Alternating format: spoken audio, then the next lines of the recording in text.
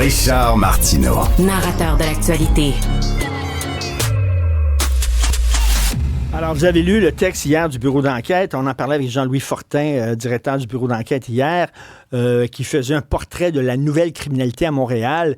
Et, par exemple, il y a un groupe, il y a un gang criminalisé qui est Aram Power, un des gangs les plus influents de Montréal.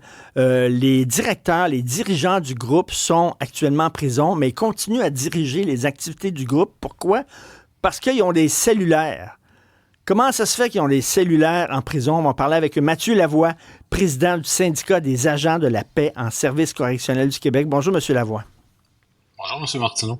Bonjour. Alors, notre excellent recherchiste journaliste ici, Maximile Sayer, m'a sorti un texte du Journal de Montréal datant du 26 mars 2015. 26 mars 2015. Là, on parle d'il y a 9 ans. Alors, voici, cellulaire en prison, 2 points. Les autorités pourront installer des brouilleurs d'ondes. Les autorités carcérales du Québec pourront finalement installer des brouilleurs d'ondes en prison pour mieux neutraliser la contrebande de téléphones cellulaires parmi les détenus. C'est il y a 9 ans, ça. Qu'est-ce qui s'est fait concrètement, M. Lavoie? Écoutez, ce qui s'est fait concrètement, rien du tout. On est dans la bureaucratie. Donc, le gouvernement provincial parle avec le gouvernement fédéral. C'est d'autorité fédérale, les brouilleurs d'ondes. Il n'y a rien qui s'est passé. Et aujourd'hui, juste l'an dernier, on a 1500 cellulaires qu'on a saisis. Ça, c'est ceux qu'on a trouvés. Donc, on peut dire que c'est la pointe de l'iceberg. Là, il y en a beaucoup plus que ça dans nos établissements. Et vous savez, ça fait plusieurs mois, plusieurs années qu'on dit que les gouvernements successifs se font un peu complices du crime organisé, se font complices des gangs de rue qui se servent des cellulaires à l'intérieur des murs pour continuer leur activité, continuer leur trafic, intimider des témoins. Et nous, les agents, on saisit, on fait des fouilles, on en trouve, mais on n'a pas les moyens de nos ambitions face à ce fléau-là là, qui est énorme, là, tant pour les drones, tant pour les armes, tant pour les stupéfiants à l'intérieur qui alimentent les réseaux et qui alimentent les finances de ces groupes criminalisés-là, de plus en plus violents, vous l'avez dit. On voit des altercations au couteau pratiquement chaque semaine dans nos établissements entre eux. Clairement, il faut que le ministre Bonnardel agisse et remette de l'ordre dans nos prisons. Parce que vous avez main pleine. Là. C'est bien beau faire des fouilles, mais à un moment donné, pouvez-vous nous aider à fouiller les... On ne parle pas là, d'envoyer une sonde sur Mars, là. On ne parle pas d'envoyer une sonde aux confins de l'espace, là, des brouilleurs d'ondes, maudit. Ça ne va pas coûter super cher, ça. Ça doit être assez facile à installer. C'est quoi le maudit problème? Ça fait 9 ans que ça traîne.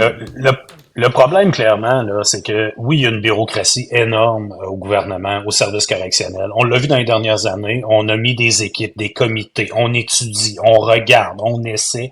Mais il n'y a rien de concret.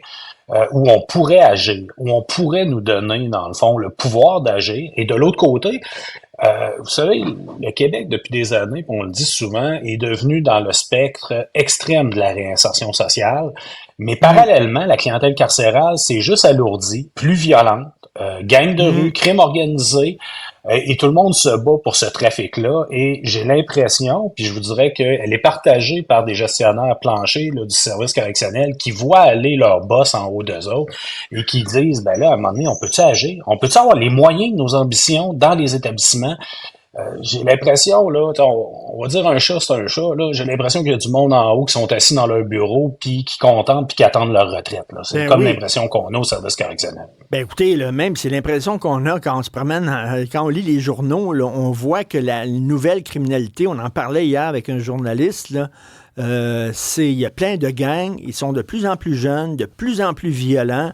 Avant, le parrain de la mafia pouvait débarquer en disant « Vous allez vous calmer, petits jeunes, puis tout ça, là, parce que là, ça n'a pas de bon sens. » Aujourd'hui, ils les écoutent pas, ça se tire les uns les autres, ils changent d'allégeance, et tout ça. On le voit, là, les criminels, comme vous dites, sont devenus de plus en plus violents. Mais de l'autre côté, on est de plus en plus complaisant, puis on donne de plus en plus des peines un peu bonbons, puis des sentences bonbons, puis tout ça. Fait que là, le fossé se creuse entre les deux. Oui. Puis une fois qu'on a donné la peine, c'est qu'à l'intérieur, le côté coercitif a disparu du service correctionnel. On est rendu dans, on va tendre l'autre joue, faut être gentil avec eux, comme ça ils feront pas de niaiseries, on va acheter la paix. Monsieur Lavoie, vous êtes des accompagnateurs maintenant, c'est ça? Disons qu'on est beaucoup plus des accompagnateurs que des agents de la paix en service correctionnel actuellement, parce que la mentalité est justement d'acheter la paix. On n'a pas nos établissements débordent. Nos établissements actuellement manquent d'effectifs. On a tout près de 20% de nos effectifs soit absents ou vacants dans les établissements de détention au Québec. Et on ne sent pas le support, on ne sent pas être accompagné par nos gestionnaires de haut niveau, excusez-moi de dire de haut niveau, mais quand même, c'est quand même les hauts fonctionnaires du ministère. On ne sent pas être écouté non plus. On a des solutions qu'on met sur la table. Tantôt, j'écoutais votre chronique quand vous parliez en ouverture là, du Oui, Leclerc de Laval, des agents oui. qui sont forcés à fouiller des personnes trans. Ça aussi, ça a été des décisions prises par les autres autorités qui ne sont pas dans le milieu carcéral, qui ne comprennent pas l'intimidation que ça amène, qui ne comprennent pas le malaise que ça peut amener. On a fait ces modifications-là, on a imposé, on donne des ordres. Puis clairement, on a fait des représentations, on a parlé à nos agentes au Leclerc dans les dernières semaines.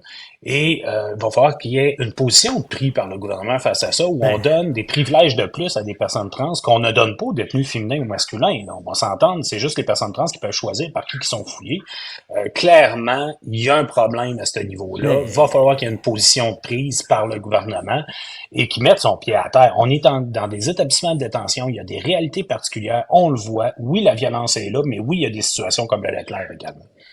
J'aimerais ça, moi, que pendant 24 heures, ces gens-là qui prennent ces décisions avec leur crayon dans un bureau climatisé, puis peut-être qu'ils n'ont jamais mis le pied dans une prison, tout ce qu'ils font, c'est lire des rapports, puis tout ça. J'aimerais ça pendant 24 heures qu'ils aient travaillé dans une prison, juste pour voir c'est quoi. S'il y a un job qui doit être difficile, c'est gardien puis gardienne de prison. On s'entend que c'est de élevé, là. J'imagine que dans ces criminels-là endurcis, là, il y a des gens qui rêvent que d'une chose, Monsieur Lavoie, c'est de vous couper à la gorge. Ben, on le voit l'intimidation. Là. On l'a vu dans la dernière année, les plaintes pour intimidation d'agents ou des personnes incarcérées les ont menacés ou des personnes incarcérées avaient des renseignements quand même assez importants sur eux pour justement qu'il y ait une plainte de fait augmentée. C'est clair qu'il y a un jeu de l'intimidation qui se fait. Les gangs de rue, quand on voit la violence qu'ils ont, même entre eux, là, il y a pas si longtemps à Québec, les BFM ont torturé un des leurs dans le secteur là, parce qu'il avait plaidé coupable. Là. On parle de casser les deux bras, poignarder, défigurer, couper un bout d'oreille. Ben, on comprendra Ouais. que c'est pas des enfants de cœur. Puis à un moment donné, il faut avoir les moyens de nos ambitions, faut leur donner des Ben, c'est conséquences. sûr. Faut avoir le pouvoir puis l'autonomie qu'on peut avoir puis qu'on a perdu avec les années parce que des gens ont décidé que c'était pas comme ça que le milieu carcéral devait être, qu'on devait insister sur l'accompagnement. Puis faut pas se tromper là, on n'est pas contre l'accompagnement, mais il faut avoir un équilibre parce que pour réussir de l'accompagnement, faut qu'il y ait un encadrement. Et là, clairement, ça l'a glissé. Clairement, le contrôle dans certains secteurs, dans certains établissements, a été pris par le crime organisé, par les gangs de rue. Faut le reprendre. Il faut que le ministre Bonnardel envoie un bon message à ses autorités qu'il y ait le temps aujourd'hui que la récréation est finie, puis qu'on prend le contrôle de nos établissements, puis que c'est pas vrai que c'est le crime organisé qui va contrôler nos prisons. Ben, tout à fait. 1500 cellulaires qui ont été saisis dans les prisons. Ils rentrent comment, ces cellulaires-là, dans les prisons? Peut-être principalement par drone, on le voit, puis pour des chiffres Monsieur très Lavoie, récents. je vous arrête tout de suite, là. Je suis peut-être niaiseux, moi, là. Mais là, il y a des cours, là, dans les pénitenciers. Si on met, mettons, un filet au-dessus de la cour, puis eux autres, ils jettent des petits colis, ben ça va tomber dans le filet, ça ne tombera pas à terre, puis ils ne pourront pas le rentrer dans la prison. C'est-tu si dur que ça, là? Ben, en fait, les détenus se sont sophistiqués. Maintenant, ils livrent aux fenêtres de cellules. Donc, ils retirent leur fenêtre de cellule, coupent leur fenêtre de cellule, ramassent le colis et remettent leur fenêtre de cellule. Je vous dirais que ça, c'est un débat depuis longtemps qu'on a avec le ministère en disant qu'il faut sécuriser nos fenêtres, il faut Ben oui. s'assurer qu'ils ne puissent pas les casser. C'est une prison, on s'entend. Alors que certains, peut-être, là, qui nous dirigent, je pense que c'est un CPE, mais bon, c'est une prison. Faut avoir des fenêtres sécuritaires, faut avoir des installations sécuritaires, donc les drones rentrent à profusion. Pour vous donner une idée, l'établissement de détention de Montréal, qu'on appelle Bordeaux, du 1er avril au 30 juin dernier, donc 3 mois, plus de 170 drones ont été interceptés ou repérés. Ça, c'est ce qu'on a vu. Encore là, ça représente à peu près un tiers probablement de ce qui arrive à l'établissement de détention de Bordeaux. Donc, c'est clair qu'on a un problème là-dessus. Il y a des drones qui viennent livrer de plus en plus de grandes quantités. Le marché est lucratif. Du tabac, des cellulaires, des chargeurs cellulaires, des outils, des armes, des stupéfiants. Et M. Lavoie, avec le trafic, l'argent du trafic qu'ils font en prison, j'imagine que ça permet de financer leurs activités criminelles à l'extérieur? Ben, clairement, les gens qui sont à l'intérieur, qui font partie de gangs de rue, ont des transactions bancaires avec leur cellulaire. Donc oui, ça finance les activités à l'extérieur. Faut pas être un génie pour le savoir, là. Tu sais. Clairement, leur gang continue dehors. On a vu des gens qui ont continué des réseaux de proxénétisme dehors, à l'intérieur des murs. Il faut agir. Et pour agir, ben, une des façons de contrer le crime, puis on ne dirait pas qu'on va l'abolir, le crime organisé, mais pour le contrer, puis contrer ça à l'intérieur des murs, ben, faut s'attaquer à leur entrée d'argent, faut s'attaquer au cellulaire pour empêcher qu'ils puissent faire leurs transactions et communiquer avec leurs gens à l'extérieur.